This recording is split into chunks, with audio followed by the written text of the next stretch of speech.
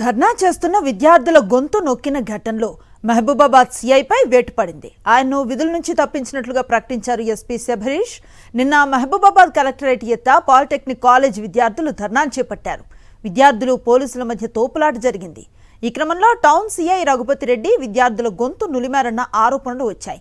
కొన్ని వీడియోలు సోషల్ మీడియాలో వైరల్గా మారాయి. దీనిపై స్పందించిన ఎస్పీ శబరీష్ సీఐని విధుల నుంచి తప్పించారు. డీఎస్పీ స్థాయి అధికారంలో విచారణ చేపట్టినట్లుగా తెలిపారు.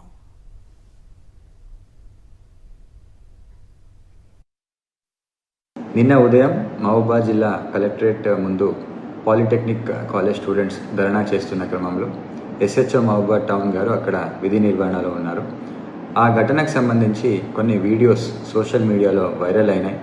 ఈ ఇన్సిడెంట్ని డీటెయిల్గా ఎంక్వైరీ చేయమని ఒక డిఎస్పీ స్థాయి అధికారిని నియమించడం జరిగింది. ఎంక్వైరీ రిపోర్ట్ తర్వాత చర్యలు తీసుకోవడం జరుగుతుంది. ప్రస్తుతం ఎస్హెచ్ఓని విధుల నుంచి దూరంగా ఉంచడం జరిగింది. మరిన్ని అప్డేట్స్ కోసం ఛానల్ను సబ్స్క్రైబ్ చేయండి. నోటిఫికేషన్స్ కోసం బెల్ ఐకాన్ పై క్లిక్ చేయండి.